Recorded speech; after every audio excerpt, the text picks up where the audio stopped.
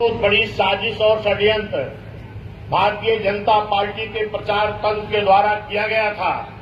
फिर इस 24 के चुनाव में भी उस षड्यंत्र और साजिश को पूरी तरह साजिश करने की प्लानिंग हो रही है।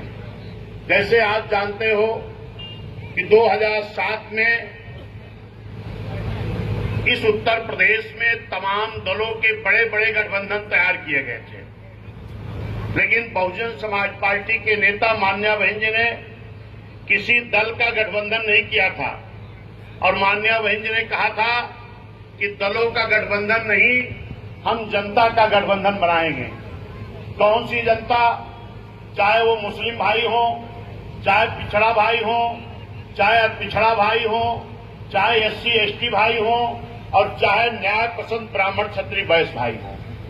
ये जनता का गठबंधन 2007 में बनाया गया और निश्चित है कि इस देश के बड़े प्रदेश उत्तर प्रदेश में जनता के गठबंधन के बल पर जब आप लोगों ने भाईचारा तैयार किया, जनता का गठबंधन तैयार किया, तो बड़े बड़े दलों के गठबंधन फेल हो गए थे और मान्या बहन जी की पूर्ण बहुमत से सरकार उत्तर प्रदेश में बनने का काम हुआ था।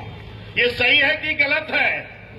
अगर ये सही है तो फिर आपको 2007 के तर्ज पर ये जो इंडिया और इंडिया गठबंधन बनाए लोग घूम रहे हैं, अपनी जनता के गठबंधन के बल पर इनका गठबंधन फेल करके अपनी सीट से अपने भाई सत्येंद्र मौर्य को भारी मतों से जिता करके फेंक करके दिल्ली की कुर्सी पर आपको अपना कब्जा जमाना है। मान्या बहन जी को इस देश का प्रधानमंत्री बनाने की जरूरत है।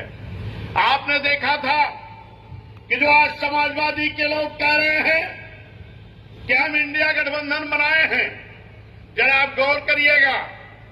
22 में से समाजवादी के साथ माननीय जयंत चौधरी जी थे, जो जाट कोर्ट के बड़े ठेकेदार पश्चिम के हैं। इसी समाजवादी गठबंधन के साथ पूर्वांचल के माननीय ओम प्रकाश राजभर जी थे, इन्हीं के साथ माननीय संजय चौहान जी थे, इन्हीं के साथ स्वामी प्रसाद मौर्य जी थे, इन्हीं के साथ तारा सिंह चौहान जी थे, इन्हीं के साथ पल्लवी पटेल जी थी। सही है कि गलत? और आज ये कोई इनके साथ नहीं है। जब ये कुछ नहीं कर पाए तो आज इनके बस का कुछ रह नहीं गया है, क्योंकि इनके गठबंधन में आज कोई नहीं है। और जब मीडिया के लोगों ने इनके गठबंधन के साथी जब छोड़ कर भागे हैं, चाहे जैन से पूछा गया, चाहे ओम प्रकाश राजभर से पूछा गया, चाहे संजय चौहान से पूछा गया, चाहे बहन पल्लवी पटेल से पूछा गया, तो इन्होंने कहा कि समाजवादी पार्टी पूरी तरह से RSS और भाजपा की नीतियों से चलती है, इसलिए हम लोग इनको छोड़कर बाहर आकर के खड़े हो गए।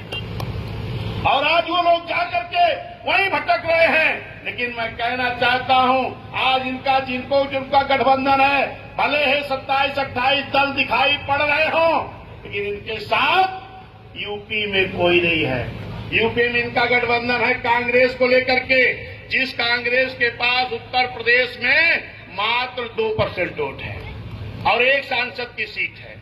और इनके पास जिस तरह से मुस्लिम समाज BSP की तरफ रुझान बना रहा है, अगर उसी तरह से BSP में आने का काम किया तो समाजवादी के पास 7-8% से और कुछ वोट बचने वाला नहीं है।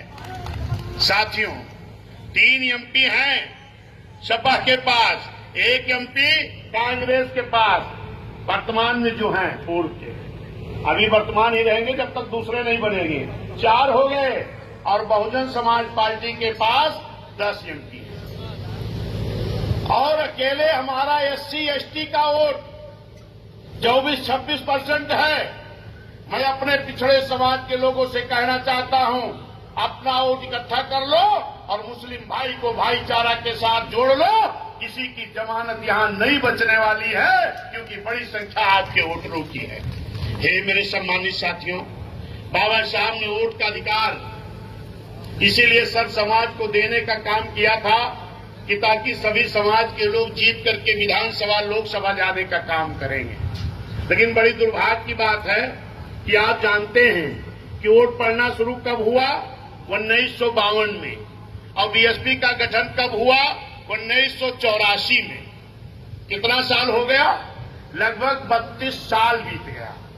इन 32 सालों तक ये जो 52% पिछड़ा समाज है, इन पिछड़े समाज के लोगों को 32 साल तक मात्र 1.5 से 2% भागीदारी मिलती थी। अगर इनको चुनाव नहीं लड़ने दिया गया, इसकी जिम्मेदार कौन पार्टी थी? यही कांग्रेस, यही तो थी। लेकिन धन्य मानवर कांसी राम साहब मान्या बहन जी, इन्होंने बहुजन समाज पार्टी बनाई और कहा कि जिसकी जितनी संख्या भारी उसकी उतनी भागीदारी, हिस्सेदारी। तब जाकर के मौर्य के बेटे कई चुनाव लड़ने को पाए, राजभर के बेटे, पाल के बेटे, प्रजापति के बेटे, नाई बढ़े, लोहार विश्वकर्मा कुम्हार के बेटे, लोनिया चौहान के बेटे।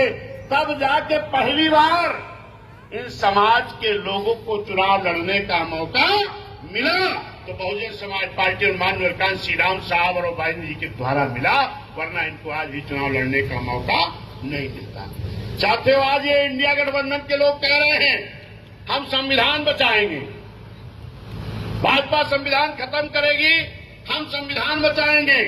जरा आप गौर करिए कि जब साइमन कमीशन आया था तो सर्वे करने आया था, डॉक्टर बी.आर. अम्बेडकर साहब द्वारा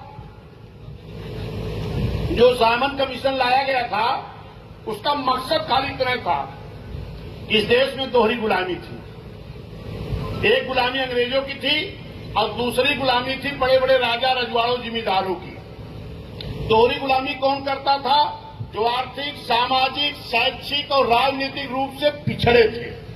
बाबा साहब ने कहा कि एक कमेटी बननी चाहिए। एक कमीशन आया और सर्वे शुरू किया। गांव-गांव में सर्वे करना जाता था कि जितने लोग भी आर्थिक, राजनीतिक, सामाजिक, शैक्षिक रूप से पिछड़े हैं, इनका सर्वे करके इनको आरक्षण दे दिया जाए। तो बाबा साहब दिन भर कमेटी के साथ रहते थे और रात में जाके पिछड़े समाज के लोगों से कहते थे कि आपके गांव में भी कमेटी वाले आएंगे, आप भी अपनी सच्चाई बता देना ताकि आपको भी आरक्षण मिल जाए, कि पिछड़े लोग आरक्षण के बल पर अगड़े लोगों के बराबर खड़े हो सकें। लेकिन मेरे साथियों, जिन लोगों ने, समतल एरिया के लोगों ने सूची में नाम दर्ज कराया, वो अनुसूचित जाति में हो गए। जो पहाड़ी क्षेत्रों के लोगों ने सूची में नाम दर्ज कराया, वो अनुसूचित जाति हो गए। और जिन लोगों ने बाबा साहब की बात को नहीं माना, अपने दुश्मनों की बात को माना, वो क्या रह गए? पिछड़े के पिछड़े रह गए, ओबीसी रह गए। लेकिन धन्य डॉक्टर बी.आर. अम्बेडकर साहब, उन्होंने कहा चलो अगर पिछड़े आज मेरी बात को नहीं माने हैं तो मैं संविधान में आर्टिकल 340 के तहत व्यवस्था दे दे रहा हूं। जब कभी इस देश में हुकूमतें चलेगी तो फिर से सर्वे करके इनको आरक्षण दे दिया जाएगा। पहली बात है 1952 में